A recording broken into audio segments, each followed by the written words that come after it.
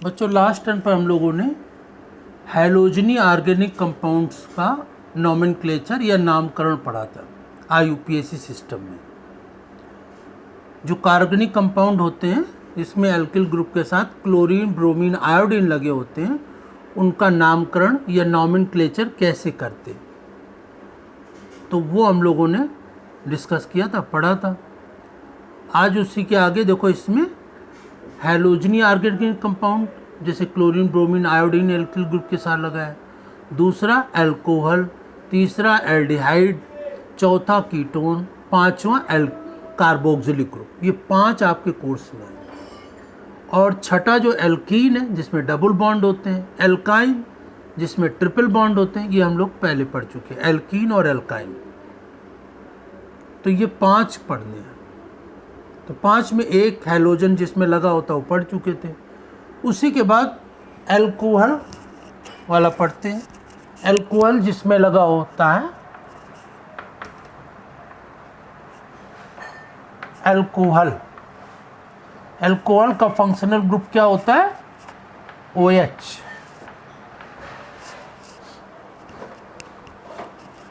क्या होता है इसमें? OH होता है। और इसका जो प्रीफिक्स होता है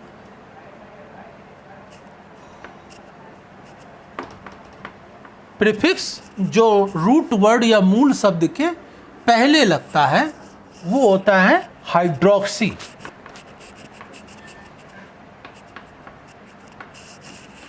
और जो सफिक्स होता है जो मूल शब्द के बाद लगता है, प्रीफिक्स को हिंदी में कहते हैं पूर्व लग्न। जो मूल शब्द के पहले लगता है वो होता है हाइड्रोक्सी। और जो सफिक्स होता है या जो अनुलग्न, सफिक्स या अनुलग्न होता है वो होता है ऑल, OL ऑल होता है। तो इसका प्रीफिक्स या पूर्व लग्न हाइड्रोक्सी होता है और सफिक्स या अनुलग्न जो रूट वर्ड के बाद लगता है, मूल शब्द के बाद लगता है, वो होता है ऑल। तो जो एल्किल ग्रुप होते हैं, जैसे मैंने उदाहरण बताया था, एल्किल ग्रुप का क्या होता है? एल्किल ग्रुप जिसका सामान्य सूत्र होता है CnH2n+1। तो लास्ट टाइम पे इसका डिस्कस किया था। Alkyl group CH3, C2H5, C3H7, C4H9, ये एल्किल। इनके साथ कोई जैसे हैलोजनी, क्लोरीन, ब्रोमीन, आयोडीन जुड़ा था, आज उसी के आगे जोड़ देते हैं क्या? OH। और OH जुड़ जाता है तो वो क्या बन गया? एल्कोहल। तो अब इसमें देखेंगे जैसे कि उदाहरण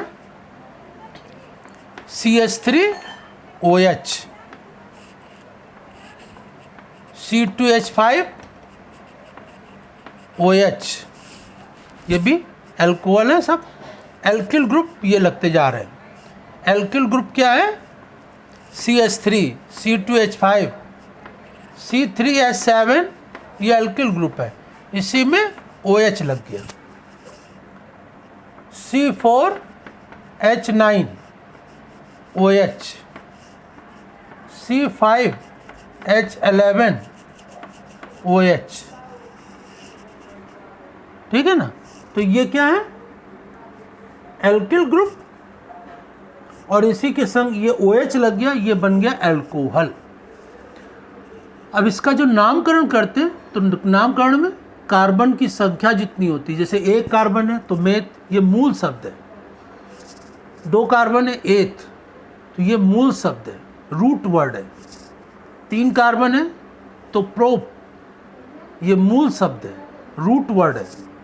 4 कार्बन है तो ब्यूट, ये भी मूल शब्द है, रूट वर्ड है। 5 कार्बन है तो पेंट, ये भी क्या है? Root word. जो कार्बन की संख्या लिखते हैं, मेथ, एथ, प्रोप, ब्यूट, पेंट, ये क्या होती है? रूट शब्द होती है, मूल शब्द होते हैं। और इन मूल शब्दों के पहले जो चीज़ लिखते हैं वो प्रीफिक्स या पूर्ण लग्न होती है, और इसके बाद जो लिखते हैं वो सफिक्स होती है या अनुलग्न जिसे कहते हैं। तो अब इनका जैसे कि मूल शब्द से दो सफिक्स लगते हैं। पहला कौन लगता है? अगर सिंगल बॉन्ड वाला है तो एन लगा देते हैं, डबल बॉन्ड है तो इन लगा देते हैं, ट्रिपल बॉन्ड है तो आइन लगा देते हैं। फिर उसके बाद क्या लगाते हैं? OH, एल्कोहल के लिए ऑल लगा देते हैं, फिर उसके बाद लगाते हैं। अब जैसे कि यहां पर देखें, एक कार्बन है तो इसके लिए क्या लिखेंगे? मेथ। और इसमें सिंगल बॉन्ड होता है, जिस स्ट्रक्चर मैं पहले समझा चुका हूं। तो सिंगल बॉन्ड के लिए क्या लगा देंगे? इसमें एन। तो मेथ इसका रूट वर्ड हो गया, मूल शब्द। और सिंगल बॉन्ड होने पर पहला सफिक्स, पहला अनुलग्न लग गया एन सिंगल बॉन्ड के लिए, और दूसरा सफिक्स क्या लगेगा? ऑल, एल्कोहल के लिए लगता है। तो यहाँ पर ई हटा करके OL जोड़ देंगे, तो ये क्या बन जाएगा? मेथेनॉल। इसी प्रकार से इसको देखेंगे, दो कार्बन है तो दो कार्बन को क्या कहते हैं? एथ। सिंगल बॉन्ड, कार्बन कार्बन के बीच में सिंगल बॉन्ड होता है तो क्या लगा देंगे? सिंगल बॉन्ड के लिए पहला सफिक्स या पहला अनुलग्न एन लगा देंगे, तो एथेन हो जाएगा। और फिर एल्कोहल OH के लिए क्या लगाएंगे? ऑल। तो ऑल ई हटा करके OL जोड़ देंगे, तो क्या हो जाएगा? एथेनॉल। इसी प्रकार से तीन कार्बन है तो तीन कार्बन को क्या लिखते हैं? प्रोप। और सिंगल बॉन्ड होता है कार्बन कार्बन के बीच में, इसमें भी, तो प्रोप के साथ क्या लगा देंगे? सिंगल बॉन्ड के लिए पहला सफिक्स, पहला अनुलग्न एन। और एल्कोहल के लिए क्या लगा देंगे? ई हटा करके ऑल लगा देंगे, तो क्या बन जाएगा? प्रोपेनॉल। इसी प्रकार से चार कार्बन है, चार कार्बन के लिए क्या लिखते हैं? ब्यूट। और पहला अनुलग्न या सफिक्स लगाएंगे सिंगल बॉन्ड के लिए एन। और एल्कोहल OH के लिए क्या लिखेंगे? ऑल। तो यहाँ पर ई हटा करके ऑल जोड़ देंगे, तो क्या हो जाएगा? ब्यूटेनॉल। इसी प्रकार से पांच कार्बन है तो पांच कार्बन को क्या कहते हैं? पेंट। और सिंगल बॉन्ड होता है समी कार्बन के बीच में, तो पहला सफिक्स लगेगा, अनुलग्न लगेगा एन, तो हो जाएगा प्रोपेन। और फिर एल्कोहल के लिए क्या लगेगा? ऑल। तो ई हटा करके ऑल जोड़ देंगे, तो क्या बन जाएगा? पेंटेनॉल। तो इस प्रकार से ये IUPAC नाम हो गए। CH3OH methanol, C2H5OH ethanol, C3H7OH propanol, C4H9OH butanol, C5H11OH pentanol. तो ये सब अल्कोहल हुए। अब इनके, ये तो IUPAC नाम बता दिए, इनके साधारण नाम भी होते हैं। साधारण नाम में जो इसका ग्रुप है अल्कोहल, तो अल्कोहल ही लिखते हैं साधारण नामों में। जैसे कि ये CH3 मेथिल है तो इसका नाम क्या हो जाएगा? Methyl alcohol. C2H5OH, ये C2H5 क्या है? एथिल, तो इसका नाम क्या हो जाएगा?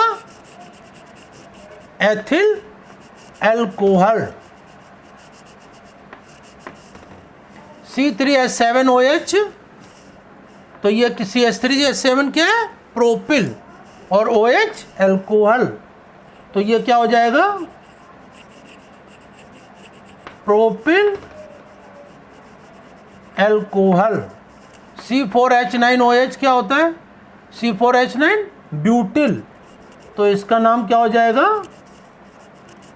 Butyl alcohol. C5H11OH, C5H11 को क्या कहते हैं? पेंटिल और अल्कोहल। तो इस प्रकार से ये फार्मूला है। C3H7OH, C2H5OH, C3H7OH, C4H9OH, C5H11OH। इसके ये सामान्य नाम है। सामान्य नाम में हम लोग एल्कोहल लिख देते हैं। तो ये methyl alcohol, ethyl alcohol, propyl alcohol, butyl alcohol, pentyl alcohol. लेकिन IUPAC नाम में रूट वर्ड लिखते हैं, पहले मूल शब्द जो कार्बन की संख्या होती है, फिर पहला सफिक्स या अनुलग लगाते हैं। सिंगल बॉन्ड के लिए एन, डबल बॉन्ड के लिए इन, ट्रिपल बॉन्ड के लिए आइन। तो इसमें सब में सिंगल बॉन्ड है तो एन लगा दिया, तो एन लग जाता है। और फिर उसके बाद एल्कोहल के लिए सफिक्स या अनुलग्न ऑल लगा देते हैं। तो यहाँ पर C3SOH methanol, C5HOH ethanol, C3H7OH propanol, C5H9OH butanol, C5H11OH pentanol. तो ये एल्कोहलों का नामकरण किस प्रकार से करते हैं, इनका साधारण नाम क्या होता है और IUPAC नाम क्या होता है। तो एल्कोहलों में ये दोनों नाम मैंने आपको बता दिए, साधारण नाम और IUPAC नाम। तो जैसे पेपर में अल्कोहल के बारे में लिखने को आता है, तो अल्कोहल का जो फंक्शनल ग्रुप क्या होता है OH, ये याद रखेंगे। और इसका प्रीफिक्स या पूर्व लग्न क्या होता है हाइड्रोक्सी, और सफिक्स या अनुलग्न क्या होता है OL, ऑल। इसको हिंदी में लिखें चाहे इंग्लिश में लिखें, बात एक ही रहेगी। देखिए ये जो नाम मैंने बोले हैं, ये नाम हिंदी में कुछ बदलेंगे नहीं, जैसे इंग्लिश में लिखें वैसे ही आप हिंदी में लिख दीजिए।